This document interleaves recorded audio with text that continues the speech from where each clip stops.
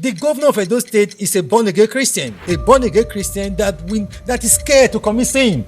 Who are the perpetrators of insecurity? Is it the elderly ones or the younger ones? It is the younger ones, it is youth, not the elderly people. That is why, like me, I'm contesting the House of Reps. I have told everybody I'm not going to give you a kobo, a dime to anybody. The level of insecurity in our place is so high. And I can tell you that I, personally, have taken this battle to the front by even going to bush, joining some of our colleagues to go into the forest for bush combing as an individual. Today, Nigeria is still one of the countries where fuel is the cheapest. Nigerians are not poor people. Nigerians are very rich. If you can buy a bottle of Azul for 1 million, what is wrong with buying a bottle of fuel? So this really affects. For 1,000. So this really affects.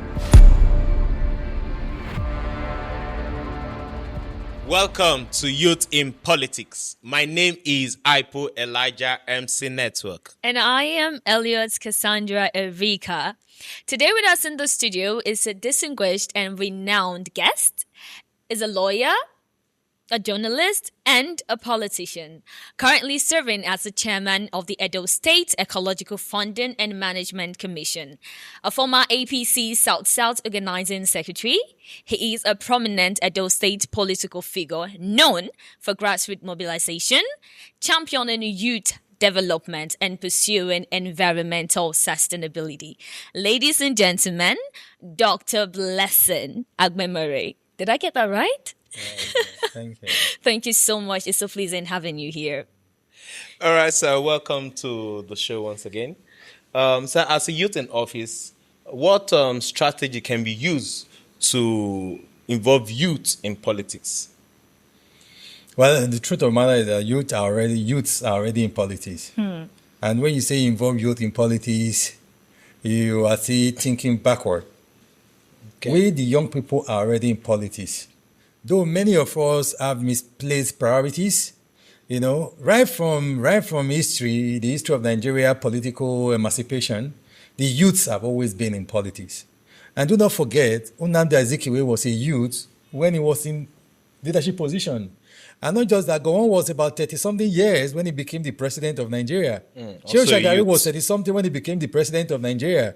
So youths have always been in politics. So, and sir, today they are still in politics. So, sir, beautiful. What inspired you as a young leader to venture into politics? Well, like I said, say youthfulness is usefulness. When you are a youth, you have the energy, you have the strength, you have the intellectual sagacity. Then what do you do with it? You channel it towards the development of your state. And again, many people don't understand what politics means. Politics is not just about political parties.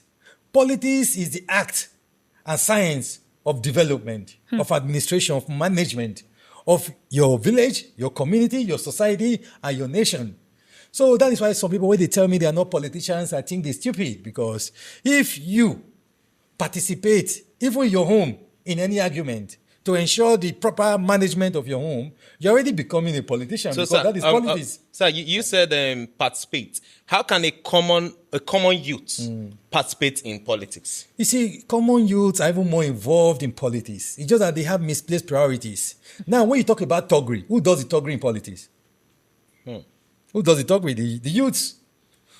Who do the campaigns in politics? The youths. Who produce the jingles in politics? The youths. So let us not misplace these things. Youths are at the center of politics. The only problem we have with the youth is that they don't understand the powers they have. The powers to choose the right things. And many of them are easily carried away when they want to satisfy their greed with little pittance from misguided politicians.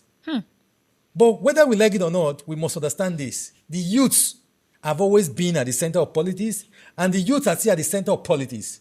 But it's just that many of the youth are misguided to know what is the reason of the politics and why they are in politics. So, sir, you said the youth are misguided. Yeah. That brings us to the educational sector in politics. So what role can education play in politics?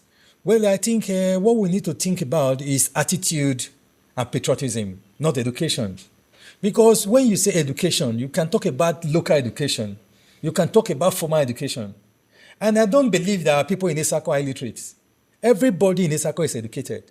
And when I say educated, I mean it's either they are educated in our language, in our culture, or they are educated in the white man's culture. What we are doing here, with the language we are speaking here, is the white man's own civilization and education. You know what I'm saying is, my mother who lives in the village can tell you what is happening on Facebook. She did not go to school, but she knows everything. You see, the first educator of a child is the mother and father. Whether they are English-oriented or whatever it is, but they teach the children. The first 6 years a child stays at home, the child learns from the mother. From the parent. And if the mother is not educated, how will the mother pass the values that most of us know? And you can agree with me, your mother or father may not be educated, but they brought you up to the stage you are today. So they educated you from their own understanding. So when you talk about education, you must understand whether it is local education or formal English education. So everybody in a circle is educated. That is why you see all the circle people are too smart to even a fault. That sometimes the smartness leads them to mischoose their leaders. So we are educated here. Okay. You know? Okay, sir. So the 2023 election was merged allegedly in electoral malpractices. How can APC restore trust in Nigeria electoral processes now? Well, when you talk about malpractice, you see, in any endeavor of human, there's what we call the human error, there's what we call the computer error, and that is what many people refer to as, what did you call it? Electoral malpractices. Malpractice. Error. So what was the error? You know, you see, let me tell you something. When you talk about computing, in computing language, you say garbage in, garbage out. Garbage out, okay. And when you have human beings, that is why many people are now going into AI learning. We are trying to introduce AI to all our activities. Because there is this tendency that you must agree that when you calculate figures that are more than 100, there is a tendency that human being must make error. Because human beings are not as perfect as a machine. You know, right from history, our electoral processes have been acclaimed to be flawed because of this human error. But you see, as we progress with the introduction of technology, with the introduction of AI, we'll get to perfection. So there's no election, there's no process anywhere in the world that is not marred with a little bit of violence, because you are dealing with human beings and you cannot predict the character and behavior of every human being, every society. So, sir. Now, let me take you back to the American system. In the last election, you saw what Trump supporters did in America. Yes. Not Trump as an individual, but its supporters. His supporters. So in Nigeria too, you have overzealous individuals, most of them young people, who also take, the laws into their hand during the electoral process. So that you can excuse most of the politicians because they are just the actors, they are behind the scene. The youth are the drivers of our electoral processes. So if we want to get what we want, and, answer our agitations about electoral malpractice, we have to also educate our people, whether in the formal way or in the English way, Sir, to begin to invite these values. Sir, you said the aspirant just sits behind and the youth do their thing. Yeah. Don't you think it's the aspirant that sponsored the youth on what to do, tell them what to do this, do that? You see, the truth of the matter is that is relative. Sometimes the youth can do whatever they want to do in the name of the aspirant. That is why I said they were overzealous people. And let me tell you something. There's no leader who is a patriot, who wants to serve this country, that we encourage the younger ones to do the wrong things. And I am an example. Asowaju is an example. The governor of Edo State is an example. The governor of Edo State is a born-again Christian. A born-again Christian that is scared to commit sin. Wow. He's scared to commit sin. He believes that the people's resources should be used to develop the people. Absolutely. And that is why today you see bridges coming up in Edo State. The first flyover is almost complete. The second flyover is coming up. And very soon you'll be seeing flyovers even in Esako. So what I'm trying to make you understand is that let us not give this general blanket to our leadership, and make everybody believe that our leadership is wrong. Okay. So, sir, that takes me back to the election, the electoral malpractices that has been going on. Are you in support of the electronic voting system? You see, let me tell you something. I'm in support of what the Senate and the National Assembly has done when it comes to electoral voting. You see, the truth of the matter is that when you say electronic transmission of result, we are already going into the digitalization of our system. But you see, let us not also forget that we have not got to that stage of perfection. This morning, we believe we have been advocating in Nigeria electronic money transfer. This morning, I went to make a transaction. I could not pay. Why? Because the banks were faulty. So I had to look for a place where I could get cash with a card. before I was able to pay. So in other So just words, imagine if I had relied solely on electronic transfer of funds, I would have been stranded. Same applies to our electoral processes. So we have not got into that stage where we will say, oh, Uklana Sinka, it must be electronic transfer of result. What about those persons who live in the interiors where we don't have internet? And would they vote? So are you aware that INEC, that there's a budget for the electoral vote? Yes. Are you aware? Yes. And the budget is over 873 billion. But is the money the problem? The money is not the problem. Let's talk about the application of the resources. You see, you have to come down to individuals who are into IT to provide the service. And we're still talking about human error, human imperfection. You see, let me tell you something. Nigerians want miracles to happen overnight. It's not possible. Development of any process is a gradual thing. Okay. And you see, today we compare Nigerian vis-a-vis with the American system and the British system. But let us not forget that America was not founded yesterday. Nigerians only saw internet, computer, how many years ago? So we are talking about a nation who got independent in 1960. Basically 60 years Okay, see, now. well, I'm happy with what you said now. You said Nigeria got independence in 1960. Then when did America get their independence? About 300 something years ago. Yes, definitely. When did Britain get their independence? About 500 something years ago. So you cannot compare the level of development, the level of application of technology in those nations. So to this the is a Nigerian country nation. that is over 60 You see, years. Nigeria is a work in progress. Let us agree. For over 60 years. Yes.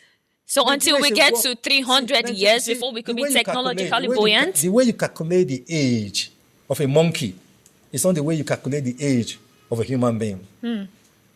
I don't know if you understand me. So what I'm trying to make you understand is that in a society like Nigeria, we have been very disorganized for a long time. We've had instability in our system through military interruption of our democracy in so many instances. So what I'm trying to make you understand is that I am not defending what is going on in the system. I'm only trying to say that Nigeria is a work in progress, and we all have a duty to help the nation succeed. If you play your role and I play my role and he plays his role, Nigeria will succeed. Nigerian development and success and growth is not dependent on an individual, because there's no one man that can solve the problems of this nation. And let me take you back. I read the book by Professor Chinua Achebe, The Problem with Nigeria. He stated in that book so many challenges that Nigerians faced over a period of time. This was how many years ago? And we are still grappling with these challenges. Today, you will agree with me. A lot of things are happening in our environment. Most of this insecurity, we are talking today, we are in Esako, particularly, we are complaining about insecurity. Who are the perpetrators of insecurity? Is it the elderly ones? Or the youngsters? Or the younger ones? It is the younger ones, it is youth, not the elderly people. So you see, any nation that has a youth population that is failing will encounter the problem Nigeria is encountering. Don't forget, in time past, the patriots in this country were younger people. Those who strive for Nigeria's growth were younger people. Those who fought for Nigeria's dependence from the colonial masters were the younger people. And you see, let me tell you something. The president of a nation cannot be different from the people, because the president also was a youth in this country, and the president also rose from the people to becoming the president. So what I think we should do, rather than passing blames, is for us individuals and collectively begin to help our nation. First of all, helping our nation starts by voting rights. You cannot tell me as a young person, you go and collect 5,000 to vote for a politician to succeed in office. You see, I've always maintained this issue that the problem we have in Nigeria is the problem of followership and not leadership. Because followership is the output of leadership, mathematically. Yeah. Because when I, as a follower, come to you that wants to represent us and say, okay, before I will support you, give me a 10,000. Now you don't have 10,000, and you are going to give 10,000 to 50,000 people. How will you do that? Then you can go to the bank to get a loan. You can mortgage your property to raise the fund, to procure your electoral ticket, to win an election. And once you do that, immediately you get into the National Assembly. What will be your project? Your first project will be on how to recoup the money you have spent. So are you saying whoever goes into office is trying to recoup money he or she has spent during his time or her time of campaign? I started a process, also followed from the beginning. I said the problem we have is still based on the misdominant of the younger generation who will collect money to vote for an individual. That is why, like me, I'm contesting the House of Reps. I have told everybody I'm not going to give you a kobo, a dime to anybody. If you love me, vote for me. If you want change, vote for me. Today we have the level of insecurity in our place is so high. And I can tell you that I, personally, have taken this battle to the front by even going to bush, joining some of our colleagues to go into the forest for bush combing as an individual. Today I can tell you that I know all the routes that all the invaders, the bandits, and the kidnappers use in Edo North and in Esako, because I've directly been involved in bush combing, ensuring that we blocked most of these channels that these invaders take to come into our land. So you said you know some of the route these invaders. The routes. But sir, we're still having challenges of insecurity here in Auchi. Yes. Not just in Auchi. Insecurity is happening everywhere in this environment. If you go to the border Aziz, the level of kidnapping, sometimes kidnappers come to people's home to take them from their houses. If you go to Ekperi Aziz, there's an hideout that we have discovered that is being used by these bandits. Recently, we have to burn the hideout so that they will not have a place to stay around that place. So when you talk about the Igara Aziz, we know the channels and the routes that these guys use. So what I'm trying to make you understand is that we have done so much work in securing our people. This is a local effort. This is an individual effort, not government effort. So what I'm trying to make you understand is that the volatility we have today in Isako is not a thing that the government asked for. It's a thing that is being perpetrated by the local people and foreigners who invade our environment. And the only way I think we can curb it, I develop a system because I'm a security expert. I'm a supernumerary chief superintendent of police. And apart from that, I'm also a member of international security network. Why? Because I believe that the first thing you can do for a society is to secure the people, is to protect the people. Because many people may not depend on government. They want to do their private business. They want to do their personal businesses. They need the protection of government. But in Nigeria today, we are having a lot of problems with insecurity because one, if you look at the manpower of the police, of the army, of the navy, it's not compared to the number of Nigerians. Around the world, there's what called a policing system and a policing network. In some other civilized nations, it is compulsory that one police is attached to 30 persons. But in Nigeria, proportionately, we have one police being attached to about 1,000 persons. And how can one police 1,000 people? So in this regard, if we don't have this manpower, individuals in our communities will have to join the policing system. And that is why I developed a concept where I call the citizens, policing citizens, CPC. The citizens will have to take it as a duty to police other citizens. What that means is that now because we have few policing system or we have few police in our system that cannot match the number of our population, you as an individual can take it as a duty to say, okay, I'm monitoring my environment. When I notice any suspicious movement, I'll call either the vigilante or I'll call the police. And if you talk about today, you talk about the UK system of policing, when you see most of all these elderly people who stay at home who don't go to job, most of them are spies for the police. Most of them are working for the police. That's why when they see a movement around their neighborhood, they will call the police. There's a man wearing green, walking around. I don't know what this man is looking for. Then you see a police come out to approach you. You may not know why the police come about you. You will think that they have too many police. No. So, Nigerian, we have to begin to learn so many systems. We have to begin to learn how to police our community. So, sir, you said, talking about the security at hand, how can we reach the police? You see, we have a system in place.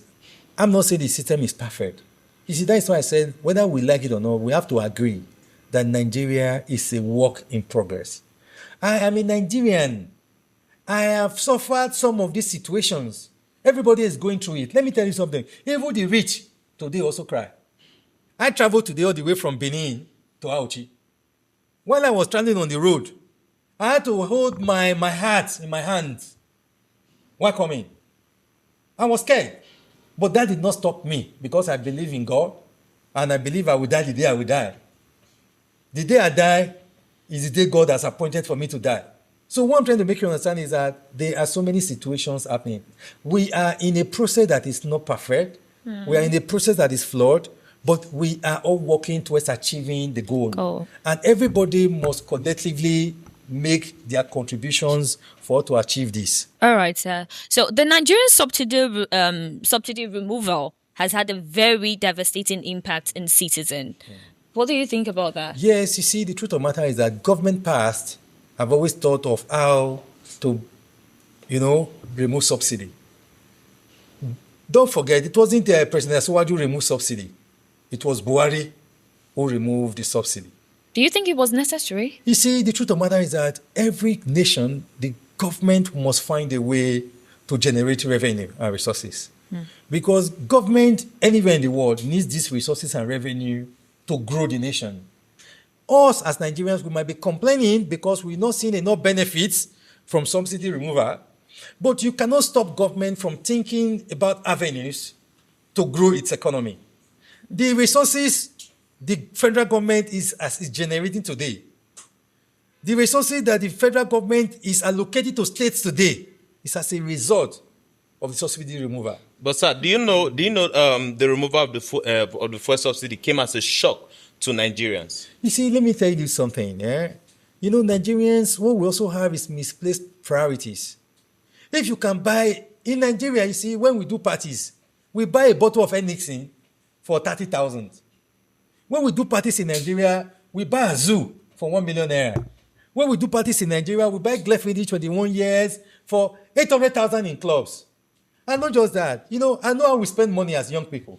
If you can buy a bottle of a zoo for 1 million, what is wrong with buying a bottle of fuel? So this really affects. For 1,000. So this really affects the average citizen. Yes, and sir, you said the way we spend money. So are you saying it's because of the way we spend money? That's why he removed the fuel subsidy was removed. What I'm trying to say is that if you can buy a bottle of beer for 1,000 to help your country raise revenue, there's nothing wrong with buying a bottle of fuel for 1,000 naira. So, sir, in your opinion, what should be your hope in buying the fuel for 1,000 is, please, this fuel I'm buying for 1,000, I know government is making money from here.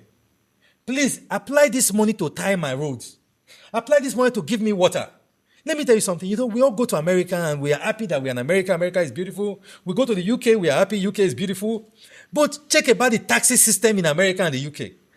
It is the individual, you and I, that produces the fund to tie the roads. It is the tax that is taken from you and I that is applied to provide constant electricity. Today we go to IMF. How do IMF generate funds?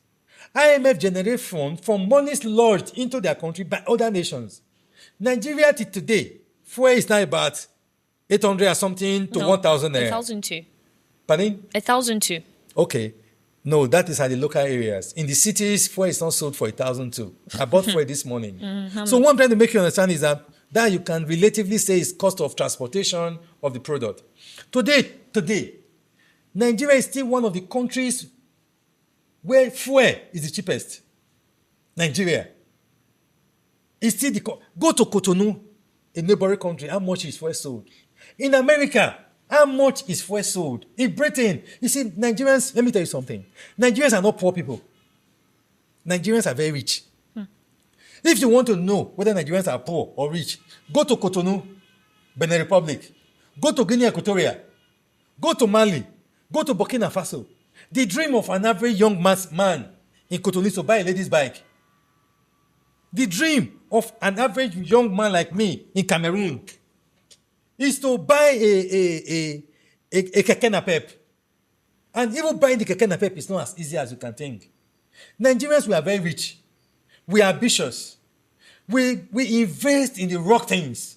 And not some happen to the government. We invest in the wrong things. In my village, there's this woman I've been supporting, believing that she was poor. The day I took my time to visit that woman, I saw the woman's room. She had ecolasses. She had a set of plates, different set of plates. I mean, those are and basic. the plates were not in use. And I asked her, How much is this set of plate? She said one of them, she bought it for 320,000. The other one for this amount. Okay, and I asked, she's not even using this plate to serve the husband. Even the children are not even eating with the plate. I said, okay, what is now the use? She said she bought it for decoration. Because in their club, they are always buying plates and wrappers. And wrappers they wear once in a month. What I'm trying to make you understand, well, women invest as much as 100,000 to buy wrappers. But when you go to Cameroon, when you go to Cotonou, when you go to Ghana, you see people who will have just one trouser and one shirt. They will go home and wash it in the night and wear it the same day in the morning. They will say, recently I entered an Okada. Fortunately for me, the same shirt I wore is the same shirt the Okada man was wearing. Maybe he was gifted, who knows? Oh, okay, that means we are even privileged to have gifts, such as expensive gifts. So what I'm trying to make you understand is that let us not miss our priorities. Nigerians are rich. Nigerians are doing well. Look at my friend. Is a staff here. Look at the wristwatch he's wearing. You go to some other country, say, man, we'll be looking for me to buy dress, not even to buy wristwatch. So what I'm trying to make you understand is that everybody in this studio now, we all have iPhones. But you'll be the first one to shout that you are poor.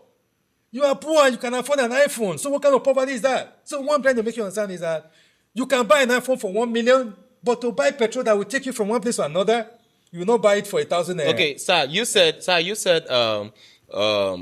you give an example. You said you buying petrol for 1,000 naira, then you have it in mind, okay, I believe the government are using the money to do road. road. But sir, currently in Auchi, we don't have a good road from Auchi to Benin. I'm so happy you said you came from Benin this morning. So what? And we don't even have steady lights in Nigeria. There's no place in Nigeria that have 24 hours electricity. You see, I agree with you. But do you know what the current government is doing about that? No. You see, don't let us not forget. About a year ago, this road you call Benin-Agbomhere was impassable. Some people were spending 3 days to use this road. But today, you can see that there's no flow of vehicles on the road. But sir, before then... Now, let me answer. Sir, you said the construction going on between Agbomhere. Sir, before then, from Auchi to Benin. In those days, yes. It's about 40 minutes, 30 minutes. I agree. You know why? The vehicles we have in Nigeria now, we never had it then. Don't forget. Really? Yes. Do you know the number? In those days you were talking about, yeah? You see, when we talk, we should talk with facts. In those days, the roads were good. But the vehicles on the road were few. Don't forget, there was a time that a community in Auchi here, we have only 5 cars and 10 cars. There was a time, the entire Isako, all the cars in the entire Isako, if you count them, they are not up to 200. The entire Isako. Those were the times that these roads were good. But today, every home has 3 cars. You have a car, she has a car. But sir, not all cars. All cars can travel. Let me, that is the problem. Today, if in those days, yeah, vehicles were few on the road, because if you want to go to Benin, even if you have a car at home, because it's one, if your uncle is not using it, your auntie is using it. So if you want to embark on a long journey, you better take a bus. And when 10 people or 20 people take a bus, it means that instead of 20 cars on the road, 1 car is on the road. But today, Nigerians like comfort. Nigerians are rich. Nigerians are enjoying themselves. So they like to travel in comfort. Nobody wants to join the public transport anymore. I do. So because of that, what kind of public transport? Afema, yes, I do. Okay, that is you. But we also definitely I love don't deny that you're not well. Sir, and see what you are wearing. Sir, a poor man will not wear sir, this. I'm a fashion designer, I'd say. That's what I'm putting on this. See, We can't, sir. We cannot. No, sir. Was tailor. Sir, designers. Sir, in a way, sir, hold on, sir. Sir, you said we are rich. But a common man can't even afford Gary. And I'm or rich, three they families. cannot. So where? Sir, even here in Auchi No. See, let me explain something to you. You may not know Auchi very well. I was born here. I'm not just born here. I was a farmer of cassava. Not just farmer of cassava, I also know how to fry gari. The cheapest thing, the easiest thing you can get in Isako is gari. I'm telling you, this is what I know. I'm from here. I'm not born abroad. I'm born in Nigeria. I was born in this community. I was bred in this community that I have the authority to tell you what happens here. In Isako, it's difficult for you. See, Let me tell you something. The only person that can be hungry in Isako is a lazy man. Because a lot of opportunity abounds in Isako. Isako does not have a man. If the man is not mad or the man is not lazy, that cannot afford to drink garri. So, sir, you said a lot of opportunities. Yes. So, can you just give us few opportunities that are in Auchi? Okay. One of the opportunities, do you know that cash crop buying in Auchi is a big business? Cash crop buying. I have a friend that lives in the village. He has a house of his own. He has a car of his own. Know what he's doing? He sells cashew. He will buy cashew seed, and they already have off-takers. Even the off-takers even give them money in advance before the season for the harvest of cashew. That is what he's doing. He is better than a man who lives in Lagos, who is jumping from one bus to another because he does not go through. So, sir, in your opinion, you are saying that majority of our should push into. Okay, I'm not saying there are a lot of opportunities. Even cassava farming is an opportunity. Even buying cassava from people to resell is an opportunity. Even today, I have friends. Okay, Towa Amidat, you may know her. She's a corporate journalist in this place. She makes money from journalism. Do you know where she makes the bigger money? She's a chef. She's always cooking for different occasions. Any ceremony, she's always cooking. Do you know Ayo in Auchi? Ayo is richer than people who live in Abuja. Ayo has never stayed outside of Isako. Ayo became a millionaire, and as what he has today, he has built hotels, he has built clubs by living here. But sir, you cannot compare. Let's talk about the opportunity. Yeah. You cannot compare a common man that has nothing. Common man. Sir. See, no, we are not lazy here. There's no common man in Isako. Are you implying that everybody should go into cooking? Everybody should be a chef? Madam, you see, what I'm trying to say is that everybody should do businesses. Everybody should develop their talent. Everybody should engage their hands to work. And I can tell you that in Isako here, I can beat my chest to say it. Every young man that is serious, that is hardworking, is not suffering. That is why what I'm advocating for is to ensure there is security. If there's security, you will not have problem. If there's security, most of the complaints, because some people have been discouraged from going to the farm, those who are farmers, they are complaining. And listen to such arguments. We have other persons who today, by reason of this insecurity, they can't go to the farm. We have so many persons who are afraid to go out, even at night, who are doing their business at night because of this insecurity. That is why I'm so passionate about ensuring that there is security. That is why one of my slogans for my election is that support me. If you support me, I'll be doing a lot privately as an individual to ensure security of our environment. If you support me and I go to the House of Reps, my major mandate, my major agenda is to ensure security. Now, a few days ago, I discussed with the governor. What was I discussing with the governor? If you look at the Ida Axis, the waterways there, it's too porous. So even if you put police to block the roads, what about the waterways? And I've discussed with a retired Rear Admiral in the Navy, who himself, with the governor, we are working on bringing a naval base to Bode to police the waterways. Because sometimes some people who come into this town, they may be scared to come with guns through the roads. So in the night when everybody is asleep, they can come through the waters because we don't have security in our waterways. So every day we are looking for solutions to curb this insecurity. So I believe that the first thing we should do is to engage ourselves in monitoring individuals, because when a strange fellow comes to your community, you'll be the first to know before even government will be aware. So there are so many things I think we should do. And when you talk about poverty, Isako people are not poor. You can talk about poverty in other places. But I know Isako people. I grew up from here. As a child, I was pushing truck in Jetu Market. Not because my father and my mother were not taking care of me, I wanted extra income. And I didn't know how to get that extra income. So I had to beg my father to buy me a wheelbarrow. That is how we're calling it, a truck. And my father bought me a wheelbarrow, a new one. Anytime I go to school, once I close from Our Lady of Fatima, I will go to my house, change my uniform, take the truck, go to the market to assist women to carry load. And as at that time, I will make 500 naira. I will make 300 naira. Today, to carry one truck of load is about 300, 500 naira in this Jetu market. So if you're a young person and you buy a wheelbarrow and you go to the market, you will make more money by pushing truck in Jetu market than a man that works in an office. So, sir, there are so many opportunities, yeah. in your opinion, you are advising all the youths Yeah. to go into wheelbarrow pushing. See, no wheelbarrow pushing. I have told you about different businesses. So don't be particular about one. No, sir. If you want In to your go, see, opinion, if okay, you want to sir. go In to your graphics. opinion, You sir, made it in your look like opinion- that was the easiest No. one. Yes, No. sir. You Make made money from. yes. She's correct, sir. You made it look like that's the The easiest. first one was a chef. Now the second one, wheelbarrow Wheelbarrow, pushing. So I'll then go the to next school one for was 4 years cashew. studying accounting, and I'll come back and do Yes. chef and Like- push wheelbarrow. Sir, I mean, you are downplaying the role of education here because you cannot say a graduate, someone who just graduated, went to serve, should come back, start pushing wheelbarrow, or doing should go in, or go into cashew business.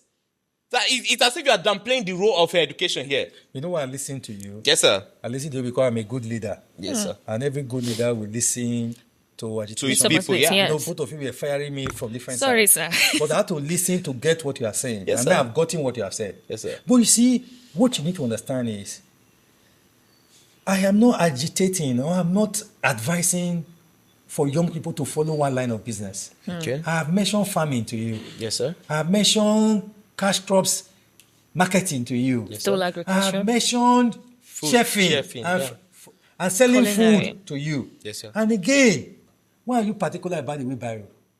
Sir, I was see, not you know what particular. I'm saying? You What know, I'm saying- I had to list all of them you just mentioned. So I Thank wasn't God you particular. listed all of them. Yes. See, you know why I told you? What we are saying, we're talking about opportunities. Now, you see, many people look at education. Education is a thing that defines a man. Because you went to school and graduated, doesn't mean that you must go and work in an office. Ah, Hi. In recent past, I went into solar selling. Solar lights. When I discovered I'm educated, I'm a lawyer by profession, I discovered some of my friends who said solar, we're making more money. I went there, I learned the business. They refused to teach me. I went to Alaba markets in Lagos to learn the solar business for 3 days, and I started selling solar. The first set of solar I sold, I made 6 million naira. Who works in an office that is a graduate that makes 6 million naira on average for a week in Nigeria? Sir, you know, the So- educational system in Nigeria make us to believe that. No, that is a mistake you are making, and that is where you are driving towards. The fact that you are a journalist, madam, doesn't mean that you cannot do other business. That was why I made an instance with Amidad. I said Amidad is a journalist, Amidad is educated, but Amidad is into food business. chef. And she still does media thing. So she's not multi-talented. If you come, you want food, she will serve food. If you want coverage, she will cover you. So what I'm trying to make you understand is that as a young person, at this age of our youthful, we should make best use of it. After going to school, study another thing at this time. Whether you go to school, do you know that there are people who fund their education through these media businesses? Do you know people go to school after graduating, they go and work in a bank where they live alone and they will leave the bank. I have a friend. She had worked in the bank for about 10 years. Now she's in the bank. While she was in the banking industry, she started a perfume business and diffuser business. Today she has left the banking business. She's now a CEO. She's now an entrepreneur. And again, because of our level of education, you believe if you are a graduate, you cannot go and sell cashew seeds. My dear, the fact that you are educated does not mean you cannot be a farm manager. People go to school to read about farm management. I have had the privilege to go to Ghana, to go to a school, to learn about education. Today in Ghana, we have a particular university dedicated to agricultural practices and learning. So what I'm trying to say is that in Nigeria, we have a way of trivializing businesses.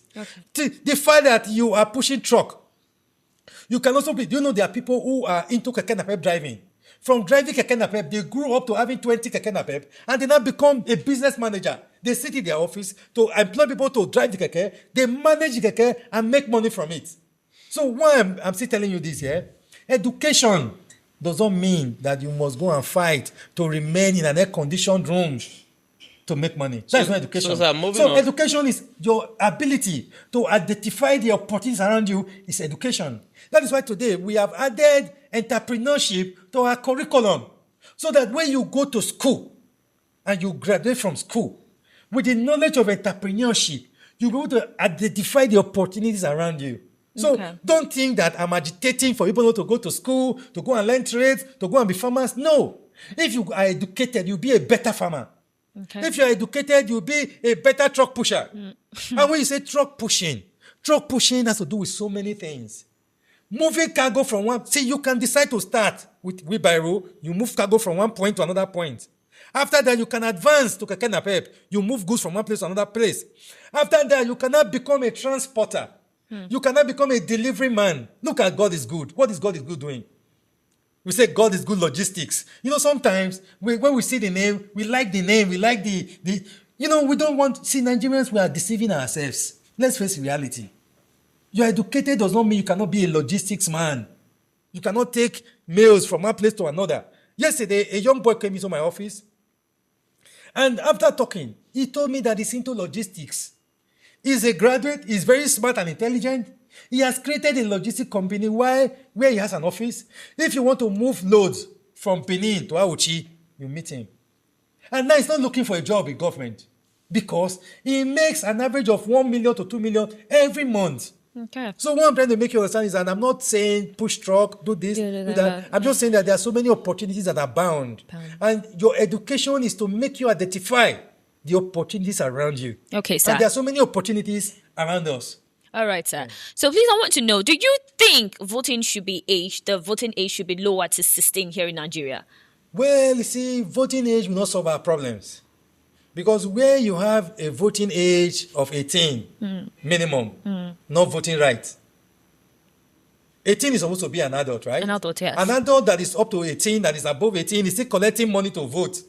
What about if you now bring children into voting? Or you bring teenagers into voting? So let us forget about, you see, our problem is not about the age of voting. Our problem is our ability to decide to become patriotic to our nation. Patriotism is the only thing that will help Nigeria as a nation. And we all have to strive to be patriotic. And we all have to individually contribute to the growth of our nation. I don't know how many times you have voted. How many times have you voted? You see, you are smiling and your smile has given you out. No, you don't need to. Your smile has given you out. We have able-bodied men like us who do not vote. Nigeria has a population of approximately 300-something million. In every electoral season, you have less than 50 million people voting. So where are the rest of 300 million people? So what we need to do, like I said, is to educate Nigerians more. When I mean educate them in our local dialect, educate them in English dialect, to know that they have a duty to vote in every election. Like you said, for those who rig elections, it's easier to rig election where you have 200 million people as a population. You only have 5 million people coming out to vote. But when you have 3 million people, even 50 million or 100 million people coming out to vote, the results will be so overwhelming that whoever wants to manipulate 3 to 7 will not be able to do that. So every problem we have in this country, I blame it on the follower. Because the followership are more in number than the leadership. Anybody will tell you that the elites leading Nigeria, they are 1% of Nigerian population. So where is the 99%? What is the 99% doing? So our focus should not just be on the 1% ruling Nigeria. We have to also look at the 99% Nigerians who are enabling the failed leadership and the bad leadership. So I blame more us as a people, because now today we blame the leaders who are there. Am I not aspiring to go to the House of Reps? Yeah. Very soon, I'll now be at the saddle. President Tinubu will not stay there forever. Whoever that is there will not stay there forever. Whether we like it or not, we are the waiting generation to take over from the current leadership. Are we prepared? This generation of ours are even preparing to go and steal in that place. Because they say, oh, it's their turn. They should do what they like. Wait, it's my turn. I'll do what I like. And this generation, this younger generation, has not shown enough patriotism. You have to demonstrate patriotism at your lowest level for you to demonstrate more patriotism and sacrifice when you get to a position of authority. So how can a youth or a young man demonstrate patriotism? Okay, one of them is what I'm doing today. Do you know sometimes when I go to the forest, when I go to the bush for bushcombing with the hunters, sometimes I'm the richest person among them. I'll be the one to buy food. I'll be the one to buy drinks. I'll be the one to do everything. Why? I'm not the richest person in this circle. It's because I'm the only person that has taken the risk to follow them to go and comb the bush. Other people are sitting in their ACs, in their air-conditioned houses. They don't want to go there. That is the reason they don't want to go. So when I say patriotism and sacrifice, what are you doing to help your community as an individual? What are you doing to help your village?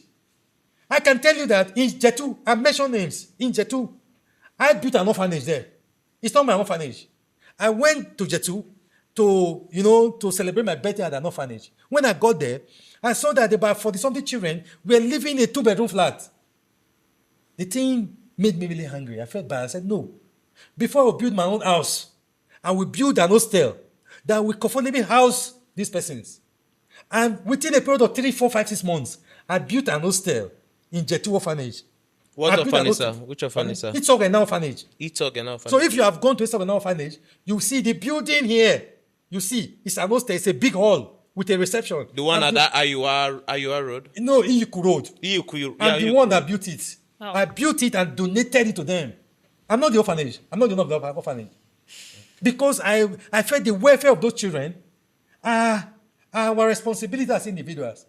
And after I built it, the owner of Setrako, Abu Numoru, was moved to the point that he said I should stop at the building level. He would buy the beds. He bought the beds in that place. So, sir, you're saying everything from foundation to is done? What is a house? If you build a house and you don't roof it, will it be a house? Basically I not. built it, roofed it, put ceiling on it for them. So what I'm trying to make you understand is that I have done a lot of humanitarian projects and programs. I'm not boasting about them. I only mentioned one to you. I've done many. I have bought buses, donate to communities, just to make life easy for another. So what I'm trying to make you understand is that patriotism is your ability to give what you have to support the system. So just imagine now, to buy fuel, we are complaining. So for me, I'm not happy that the price is like that. But my own prayers now is that I am ready to buy this fuel. But these resources, because whether you like it or not, there's what called direct taxi system and indirect taxi system. We that are into economics. And the government is a system that runs on your behalf. So indirectly, they can tax you by putting a certain amount in a product that you enjoy so much. And that is what the government has done to make more money from the sale of petroleum. So what we should be praying about, what we should be begging the system to do is that, Oga, Madam, in power, you have taxed us. You are collecting money from us through this medium. Please give us accounts of this money you are collecting and apply these resources to our own benefit. So, sir, let me come in. You said when you said Tinubu, the president, has shown a good example of leadership. Yeah. So, with the funds they've gathered, they can't give account of good roads and electricity. So, does that really say that yes, that's a good leader? You see, leadership, being a good leader, does not mean that you must produce results overnight. Being a good leader does not mean you're a miracle worker. Everybody is not Jesus Christ. Jesus Christ can transform Nigeria overnight. But you see, this is a process of dealing with human beings. Before Asiwaju came into power, Nigerians, we tend to forget so soon. Before Asiwaju came into power, before Monday Okpebholo became governor of Edo State, the road from Agbomhere, from Abosali University to Ewu was impassable. Trucks will stay there overnight for 3 days, 6 days. But, and at some point in time, we even made mockery of our governor when he knelt down in the middle of this road to beg the government to come and aid Edo because it's a federal road. Today, have you passed Ekpoma recently? Today, from Abosali University up to a portion more than 2-3 kilometers has been constructed with concrete.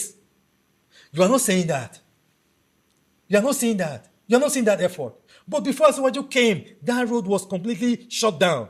Even the governor of Edo State, as at then, Governor Obaseki, came on that road to do a live broadcast to say that they cannot do anything about that road because it's a federal road.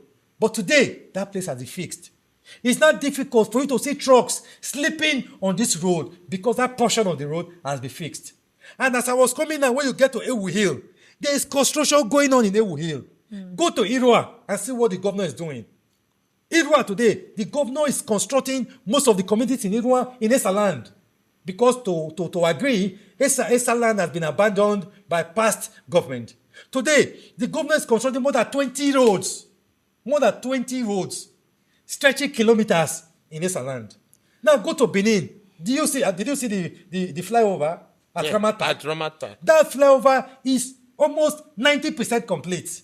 You know why I'm giving you this fact? And now as we speak, the governor is not doing another flyover at Adesuwa Junction. So if you go there, that road is under construction. But sir, you remember we have... No, wait, let me finish. Okay. When you go to Sapele Road, the concrete construction of that road is going to Sapele. Where is this money gotten from? This money is part of the allocation that the governor of Edo State gets from Abuja. This money is part of the subsidy you are paying. So indirectly now, it is your money that the president and the governor of Edo State, Monday Okpebholo, is using to construct that road. All right, thank you. So we must know this fact. Right. And if we appreciate this fact, you will fall in love with Asuwaju. And you will fall in love with the governor of Edo State. Thank you so much, sir. It was so pleasant having you here in the studio in the live podcast section. My name is Elliot Cassandra Erika. And my name is Ipo Elijah MC Network. And this is Support Without Boundaries. Hope to see you next time, sir. Thank you very much. Let us talk.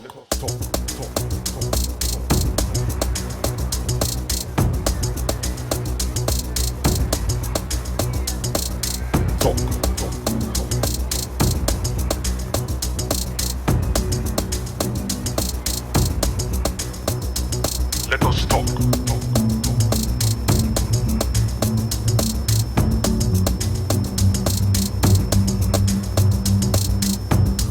Support without boundaries.